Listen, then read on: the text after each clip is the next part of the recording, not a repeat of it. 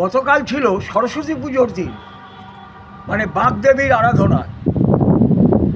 আর এই বাগদেবীর আরাধনায় আমরা কি দেখলাম? এই পশ্চিমবাংলার যে যে অঞ্চলগুলো হিন্দু প্রধান, সেই জায়গাগুলো সরস্বতী পুজো হয়েছে এখনো পর্যন্ত। আর যে জায়গাগুলো সেকুলারদের হাতে রয়েছে, কন্ট্রোল বেশি বা সংখ্যায় বেশি, অর্থাৎ যারা জেহাদি, সেকুলার মানে হচ্ছে জেহাদি, সেকুলারদের ওপরের কোটিংটা যেরকম ওষুধের ওপরে সুগার কোটিং থাকে, সেরকম সেকুলারদের জেহাদিদের ওপরের কোটিংটা হচ্ছে সেকুলার। সেই সেকুলার জেহাদিরা বা জেহাদি সেকুলাররা তারা সেখানে পুজো করতে দিল না। তারই একটা মর্মস্পর্শী ভিডিও হচ্ছে ময়নাগুড়ি প্রাথমিক স্কুল, বারাসাতের ময়নাগুড়ি প্রাথমিক স্কুলের ভিডিওটা দেখুন।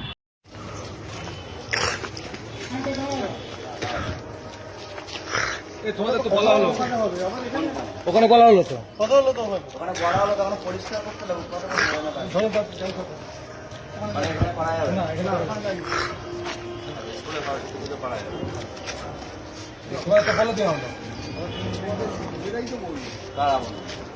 কথা বলো না,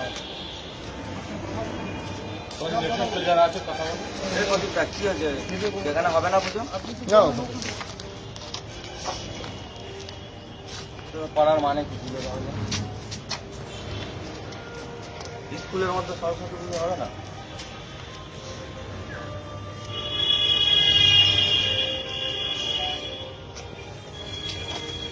এখানে সমস্যাটা বিষয় স্কুলের বাইরেই তো হচ্ছে। তোর সাথে আমি কোনো কথা বলবো না, আমি এখানে নগরের সংযোগে করবো, তোমার সাথে কথা হবে। যা বলো বলে দিই। তাদের যারা কথা হলো স্কুল কর্তৃপক্ষ আপত্তি আছে। স্কুলে যারা স্টুডেন্ট তারা তো করতেছে না, স্টুডেন্টরা তো তোমার হিন্দু তো মাইনরিটি স্কুলে, হিন্দু ছাত্র 20%, 80% হলো মুসলিম ছাত্র। এবার ম্যাডামকে আমরা বলার পরে মনে হয় মোস্ট প্রবাবলি স্কুলের মিটিং করেছিল, বোর্ড মিটিং ন্যাচারালি যেটা হয়, হিন্দু ছাত্র সংখ্যায় অনেক কম, তারা মাইনরিটি তারা সিদ্ধান্ত পাস করতে পারেন। তার জন্য ওনাদেরকে নোটিশ করেছে যে স্কুল কর্তৃপক্ষ স্কুলের ভেতরে পুজো অ্যালাউ করবে, যেহেতু মুসলিম সংখ্যা দেয়। তখন বাধ্য হয়ে আমরা সব চিন্তা করতে ফুটপাতে নামিয়ে ফুটপাতে করবো, এটা আমার সিদ্ধান্ত। তাহলে ভাই ভাই হিন্দু মুসলিম ভাই ভাই বলতে হিন্দুরাই সবসময় কোঅপারেট করবে, তাই তো? ঠিক আছে, চলো। দেখুন আজ মিডিয়া দেখুন, মা সরস্বতী আজকে ফুটপাতে নামছে পশ্চিমবঙ্গে। আজকে মা সরস্বতী, সনাতনীরা যদি এরপরেও না জাগে আমাদের আর কিছু বলার নেই। আজকে মা সরস্বতীকে হিন্দুরা মাইনরিটি বলে এখানে সরস্বতী পুজো হবে না, করতে দেওয়া হলো না। এই ঠাকুর এখন স্কুল থেকে বের করে নিয়ে আমরা যাচ্ছি রাস্তায় ফুটপাতে পুজো করবো। আজকে বাঙালি সনাতনী পাকিস্তান সেটা মা সরস্বতী আজকে বাংলাদেশের কথা আমরা বলি, পশ্চিমবঙ্গ কিছু পার্থক্য নেই। মা সরস্বতী পশ্চিমবঙ্গ স্কুল থেকে বেরিয়ে ফুটপাতে আশ্রয় নিতে হচ্ছে, আমরা ফুটপাতেই পুজো করবো। এরপরে যদি সনাতনী হিন্দুরা না জাগে আর কিছু বলার নেই, বাংলাদেশের সাথে আর বেশি দিন বাকি নেই পশ্চিমবঙ্গ। এরকম অজস্র জায়গায় গতকাল এই জিনিস হয়েছে, তার আগের বছর হয়েছে, তার আগের বছর হয়েছে। এর সূচনাটা হয়েছিল বামপন্থীরা ক্ষমতায় আসে পরে, কারণ বামপন্থীরা হচ্ছে হিন্দু বিরোধী।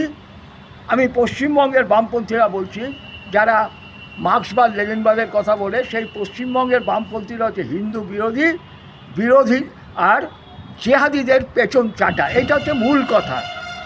আমি যেহেতু বামপন্থী ঘরানা থেকে কলেজ লাইফ থেকে করে এসেছিলাম একটা সময়, তাই এদের আমি জানি খুব ভালো মতো। এরা হচ্ছে বামপন্থী, আসলে এরা হচ্ছে এর পেছন চাটা, জেহাদিদের পেছন চাটা, মোদ্দা কথায় যাকে বলে পাকিস্তানের পেছন চাটা। এই সূচনাটা হয়েছিল সেই বামপন্থীরা ক্ষমতায় আসার পরে 78 সাল থেকে। ধীরে ধীরে ধীরে ধীরে এটা করে, শিব মন্দির রাখা যাবে না থানাতে, স্কুলে দুর্গাপুজো করা যাবে না, কারণ আমরা সেকুলার রাষ্ট্র। এইটা বাড়তে বাড়তে বাড়তে বাড়তে আজকে এই জেহাদি তৃণমূলের আমলে বা জেহাদি মমতার আমলে এইটা কিন্তু একটা ধীরে ধীরে চমকপ্রদ জায়গায় যাচ্ছে। আমরা জানি সরকারি স্কুলগুলোতে আজকাল হিন্দু ঘরের ছেলেরা যাদের একটু অ্যাফোর্ড করার ক্ষমতা আছে তারা পড়ে না। কেন? একটা সময় বামপন্থীরা এই স্কুলগুলোকে ধ্বংস করে দিয়েছিল, ইংরেজি তুলে দিয়ে এবং মানে তুলে দিয়ে। তো সেই রকম এই কারণে হয়নি। তা এখন সেটা মানে চরম আকার নিয়েছে। সেটা দেখলেন আপনার ময়াগুড়িতে। আরও অনেক ভিডিও আছে, এই ভিডিও দেখে দীর্ঘায়িত করতে চাই না। এরপরে একটা স্কুলের বলছি, পূর্ব বর্ধমানের খাজা আনোয়ার বের প্রাথমিক স্কুল, সেইখানে সরস্বতী পুজো তো হয়নি। এমনকি কালকে ছিল দেশবরেণ্য বা স্বাধীনতা আন্দোলনের পথপ্রদর্শক সুভাষচন্দ্র বসু, নেতাজি সুভাষচন্দ্র বসুর জন্মদিন, স্কুল খোলা হয়নি, সেখানে জাতীয় পতাকা পর্যন্ত তোলা হয়নি। এরপরে আসছি আরও চমৎপ্রদ একটা ঘটনায়, সেটা হচ্ছে পুরুলিয়ায়। এটা তো আপনারা দেখলেন, যাদের আমরা মানে জেহাদি বলি, কথায় কথায় জেহাদি বলি, দুধেল গাই, অনেক কিছু এদের সম্বন্ধে বলি। কিন্তু আর এক ধরনের জেহাদি আছে, সেটা হচ্ছে এই জেহাদিরা হচ্ছে খ্রিশ্চান মিশনারি। এরা নিঃশব্দে ইউরোপের থেকে কোটি কোটি টাকা এনে আমাদের এই দেশকে, বিশেষ করে পশ্চিমবঙ্গ এবং আদিবাসী অধ্যুষিত গরিব অঞ্চলে, সেইখানে তাদেরকে খ্রিশ্চানিটিতে নিয়ে যাচ্ছে এবং তাদেরকে দিয়ে হিন্দু যত দেবদেবী ইত্যাদি আছে তারা পুজো বন্ধ করে দিয়ে। এরকমই একটা ঘটনা ঘটেছে পুরুলিয়ার একটা প্রত্যন্ত গ্রামে।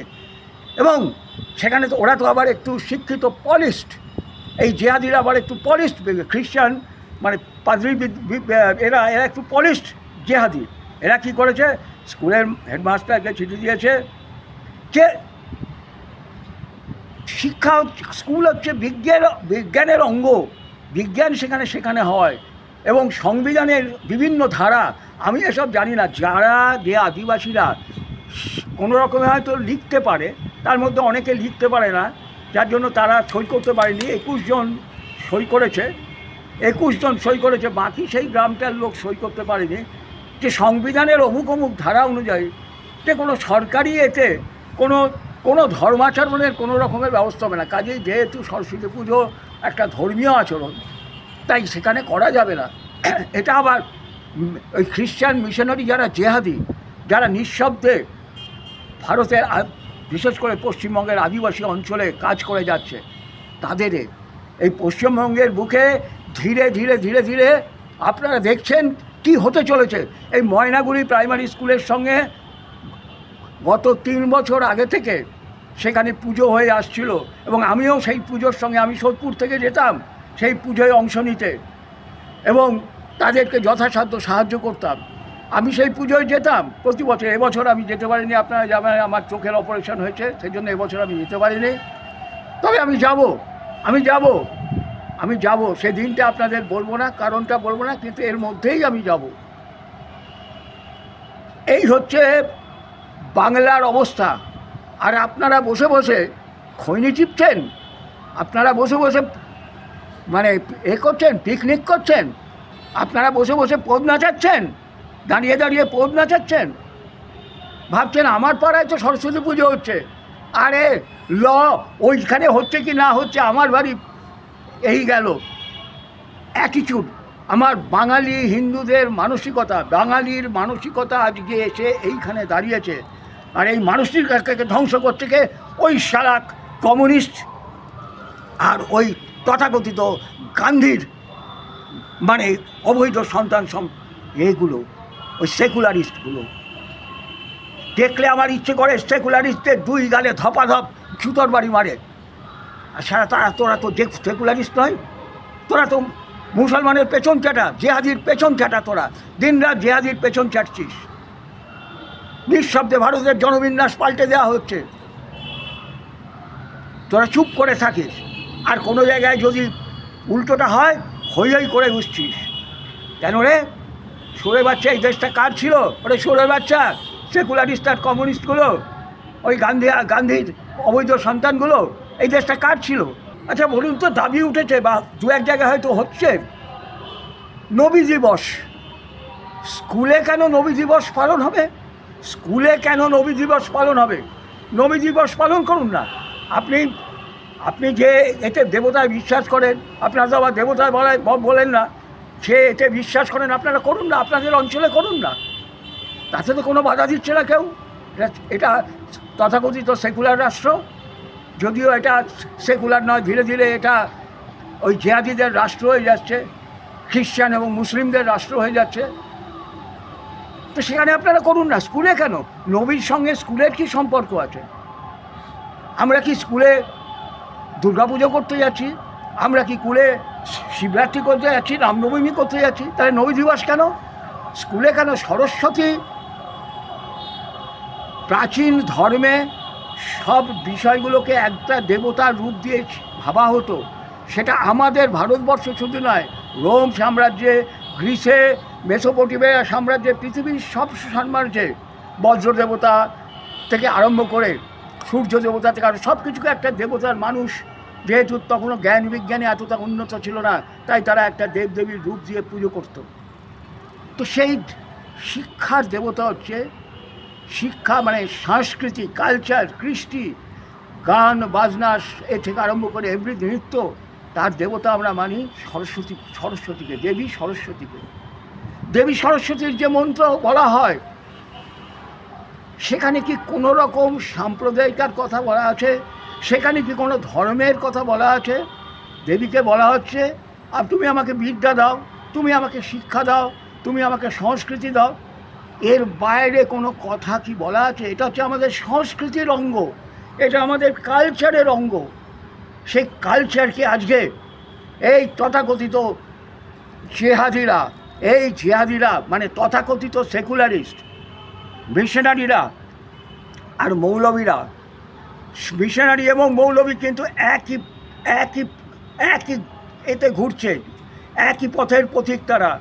একদল চায় ভারতকে খ্রিশ্চান করতে, আরেক দল চায় ভারতকে মুসলিম করতে, এবং সেরা মুসলিম যারা করতে চায় তারা এই দেশটাকে তরবারির সাহায্যে করতে চায়, আর খ্রিশ্চান যারা করতে চায় এই ভারতের এই দারিদ্র্যের সুযোগ নিয়ে ইউরোপ আমেরিকার লোকেরা যে কোটি কোটি, মানে কত সহস্র কোটি টাকা আমাদের দেশ থেকে লুট করে নিয়ে গেছিল, সেই টাকায় বলে বলিয়ান হয়ে তারা মানুষকে প্রলোভনের সাহায্যে কিনে, যেহেতু আমাদের দেশ দরিদ্র, হসপিটাল নেই, শিক্ষা নেই, দারিদ্র আদিবাসীদের টাকা পয়সা লুট করে নেওয়া হয়, সেই গরিবদের বিভিন্ন রকমের লোভ দিয়ে তাদের খ্রিশ্চান বানাচ্ছে।